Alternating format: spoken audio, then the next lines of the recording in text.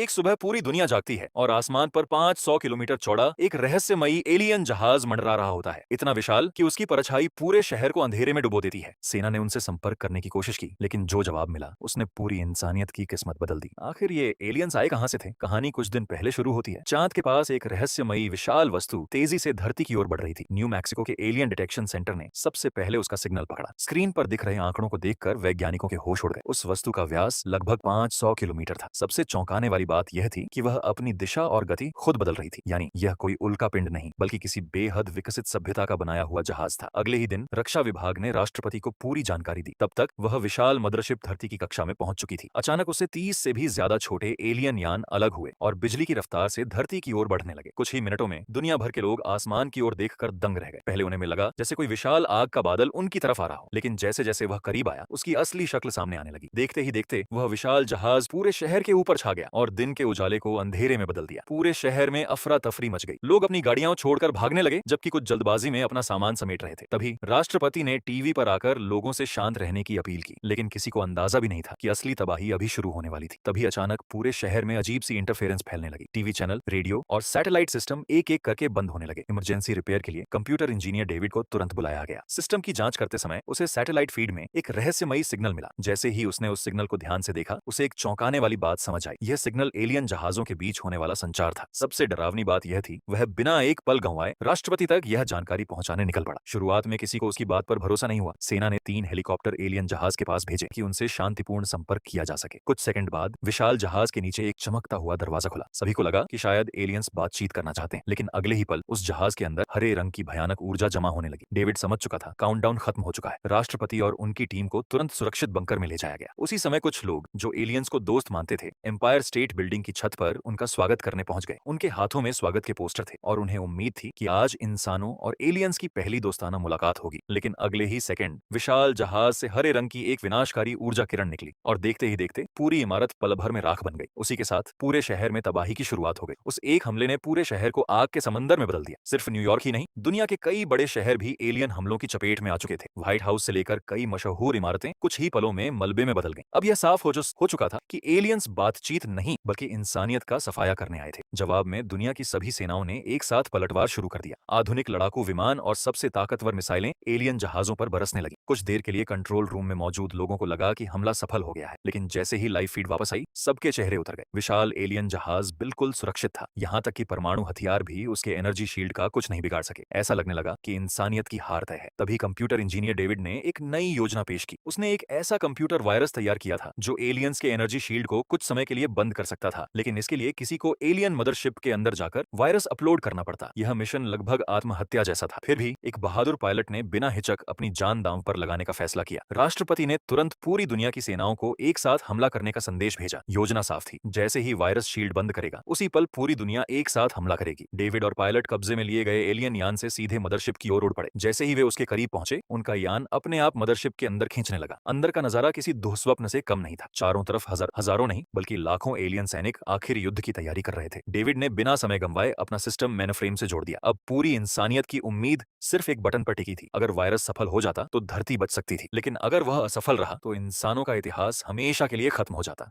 जैसे ही missile alien spaceship से टकराने वाली थी, उसकी डिफेंसिव शील्ड ने उसे बीच में ही रोक दिया। डेविड का वायरस वाला प्लान नाकाम होता दिखाई देने लगा और फाइटर स्क्वाड्रन को कुछ समय के लिए पीछे हटना पड़ा। लेकिन प्रेसिडेंट ने हार मानने से साफ इनकार कर दिया। उन्होंने तुरंत एक और मिसाइल दागने का आदेश दिया। इस बार मिसाइल सीधे स्पेसशिप की बाहरी परत से जा टकराई। लोगों की खुशी ज्यादा देर तक नहीं टिक सकी, क्योंकि अगले ही पल जहाज से अनगिनत फाइटर जेट्स बाहर निकल आए। अब जबकि उनकी सुरक्षा शील्ड खत्म हो चुकी थी, एलियंस की लड़ने की ताकत काफी कम हो गई और इंसानी फौज ने उन्हें तेजी से खत्म करना शुरू कर दिया। फिर भी स्पेसशिप इतना विशाल था कि लगातार हो रहे मिसाइल हमले भी उसे तबाह नहीं कर पाए। तभी एलियन जहाज ने अपनी विनाशकारी एनर्जी बीम तैयार करनी शुरू कर दी। वही हथियार जिसकी ताकत प्रेसिडेंट पहले भी देख चुके थे। उन्होंने तुरंत फोटोन कैनन के फायरिंग पोर्ट पर हमला करने का आदेश दिया, लेकिन सभी हमले जहाज की मजबूत बख्तरबंद परत से टकराकर बेअसर हो गए। अब इंसानों का लगभग सारा गोला बारूद खत्म हो चुका था। इसी नाजुक पल में एक अनुभवी पायलट आगे आया। उसने अपनी आखिरी बची हुई मिसाइल का निशाना जहाज के एनर्जी पोर्ट पर साधा, लेकिन किस्मत ने फिर साथ नहीं दिया। मिसाइल लॉन्च ही नहीं हुई। इतनी कुर्बानियों के बाद वह खाली हाथ वापस कैसे लौट सकता था? अटूट हौसले के साथ उसने अपना फाइटर जेट सीधे उस फायरिंग पोर्ट की ओर मोड़ दिया, जहां विनाशकारी सारी ऊर्जा इकट्ठी हो रही थी। अगले ही पल एक जबरदस्त धमाका हुआ और आखिरकार एलियन स्पेसशिप पूरी तरह तबाह हो गया। आखिरकार एलियन स्पेसशिप पूरी तरह नष्ट हो गया। जलता हुआ वह विशाल जहाज मलबे में बदल चुका था। आखिरकार धरती सुरक्षित थी, लेकिन डेविड और जेसन अभी भी एलियन मदरशिप के अंदर फंसे हुए थे और बाहर निकलने का कोई रास्ता नहीं बचा था। अब उनके पास सिर्फ एक ही विकल्प था, न्यूक्लियर बम का इस्तेमाल। टाइमर सेट करते ही उन्होंने बिना एक पल गंवाए न्यूक्लियर बम एक्टिवेट कर दिया। जेसन ने अपनी शानदार पायलटिंग का प्रदर्शन करते हुए जहाज को पूरी रफ्तार से बाहर की ओर मोड़ा। ठीक हैच बंद होने से कुछ सेकंड पहले वे दोनों सफलतापूर्वक मदरशिप से बाहर निकल आए। अगले ही पल काउंटडाउन खत्म हुआ और एक भीषण धमाके के साथ पूरी मदरशिप राख में बदल गई। इसके बाद दुनिया भर में किए गए जवाबी हमले भी सफल रहे। एलियंस के खिलाफ इस निर्णायक युद्ध में आखिरकार इंसानियत की जीत हुई। सबको यकीन था कि डेविड और जेसन अब जिंदा नहीं बचेंगे, लेकिन किस्मत ने उनका साथ दिया और वे मौत को मात देकर वापस लौट आए। आसमान में जलती हुई मदरशिप का धुआं और उसके बिखरते मलबे की चमक ऐसी लग रही थी मानो पूरी धरती अपनी आजादी का जश्न मना रही हो। यहीं इस फिल्म का शानदार अंत होता है। अगर आपको यह फिल्म पसंद आई हो तो वीडियो को लाइक करें, चैनल को फॉलो करें और अगले एपिसोड का इंतजार जरूर करें। यह निस्संदेह एयरफोर्स के इतिहास की सबसे बड़ी लड़ाई थी। पूरी दुनिया की वायु सेनाएं एकजुट होकर एलियन हमलावरों के खिलाफ लड़ी। इस बार सिर्फ एक ही लक्ष्य था, धरती को हर हाल में बचाना। पूरी इंसानियत का भविष्य इसी युद्ध पर टिका हुआ था। क्या इंसानियत यह युद्ध जीत पाएगी? 20 साल पहले हार्वेस्टर्स नाम की एक एलियन प्रजाति ने धरती पर हमला किया था, लेकिन इंसानों ने उन्हें निर्णायक रूप से हरा दिया। उसके बाद मानवता ने एलियन सभ्यता से मिली उन्नत तकनीक का इस्तेमाल करके एक शक्तिशाली पृथ्वी रक्षा प्रणाली तैयार की और पूरे सौर मंडल में कई रक्षा अड्डे स्थापित किए ताकि भविष्य में होने वाले किसी भी एलियन हमले का सामना किया जा सके। लेकिन आज एरिया 51 में कैद एलियन अचानक बेचैन हो उठे। पिछले 20 वर्षों में ऐसा पहले कभी नहीं हुआ था। उसी समय 20 साल पहले एलियंस के हमले का शिकार बने डॉक्टर ओकुन भी अचानक होश में आ गए। ऐसा लग रहा था मानो किसी रहस्यमयी शक्ति ने उन्हें जगा दिया हो। जागते ही उन्होंने दीवार पर अजीब गोलाकार प्रतीक बनाने शुरू कर दिए। इस बीच डॉक्टर डेविड को एक बेहद महत्वपूर्ण मिशन सौंपा गया। वे अपनी टीम के साथ मध्य अफ्रीका पहुंचे ताकि इन रहस्यमयी प्रतीकों के पीछे छिपे सच का पता